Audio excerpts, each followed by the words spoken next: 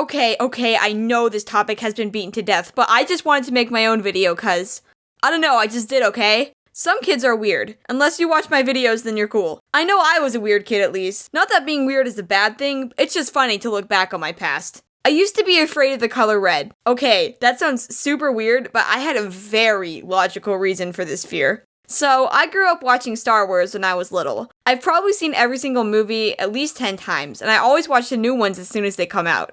I'm not like a super fan or anything, but I do love Star Wars. Anyway, like I said, I watched it all the time when I was a child. But two things that used to terrify me were Palpatine and Darth Vader. So, if you somehow don't know what Star Wars is, basically the Jedis, the good guys, and the Sith Lords, the bad guys, have different colored lightsabers. The Jedis can have green, blue, and purple lightsabers, as well as some other colors, but the Sith Lords always have red. I don't really know what the colors mean, to be honest, but I did know that red equals evil and evil was bad. My brother and his friends knew this scared me, and they would breathe like Darth Vader and follow me around without me noticing, and make noises just to scare me. My brother's friend would say the word red in this really creepy tone just to terrify me, and then tell me Darth Vader was coming to get me, just to creep me out. See, like I said before, I had a very logical reason for being scared of the color red. Okay, maybe it was irrational, but this video is called Weird Things I Did as a Kid, so did you expect a 5-year-old cat to be rational? No.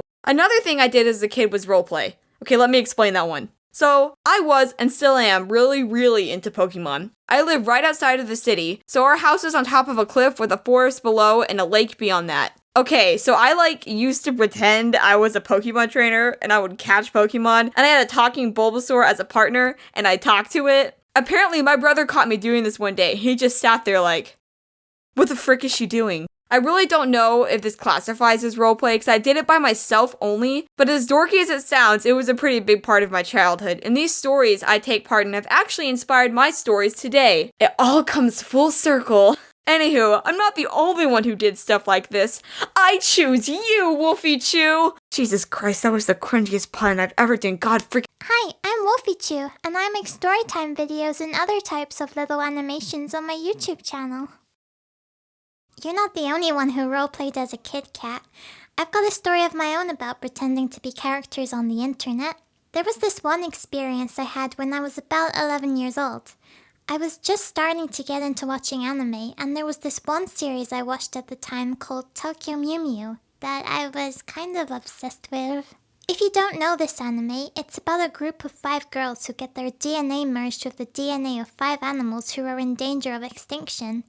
Basically, this turns these girls into a group of superheroes who have to save the world from aliens.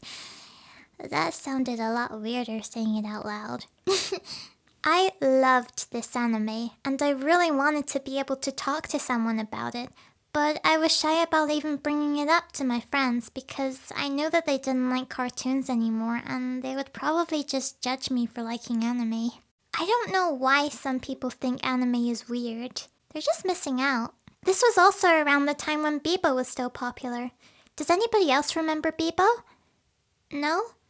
So anyway, one day I randomly searched Tokyo Mew Mew on there, and I found that there were countless accounts that used names of the characters from that anime. I found that they were all a group of role players from this anime that I loved.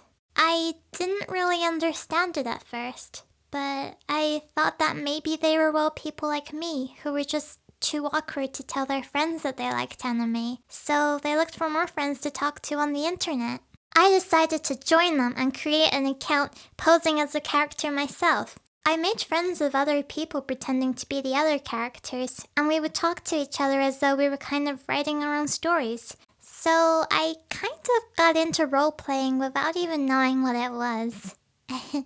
The character who I was role-playing as was the main character of the anime, Ichigo.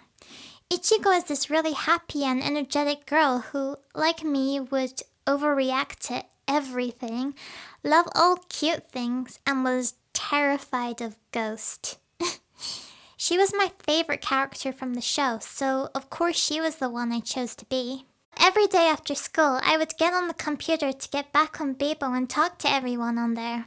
It was all fine for a while, but then one day a new person commented on my profile.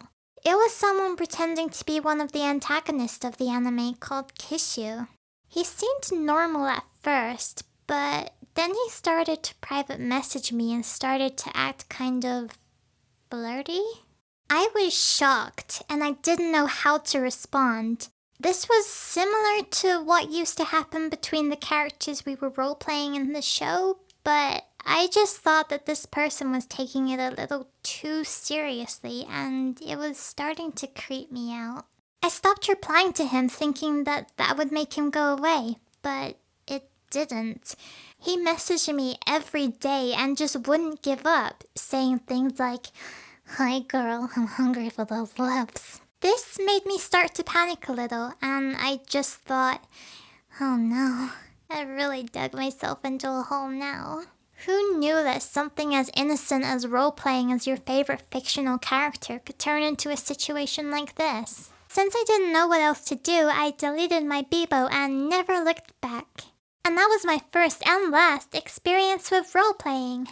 So yeah, I was a very strange child. There's a lot of things that I've done that were way worse than what I say in this video, but I don't think I'm comfortable with sharing that with thousands of people. Maybe one day. Maybe. But yes, we all have weird, cringy pasts, but that makes for great memories. If I wasn't weird, this video wouldn't exist and you wouldn't have gotten to watch it. Don't be ashamed of your past. Laugh at it and accept it was a part of your life and move on. It's in no way a bad thing to be weird.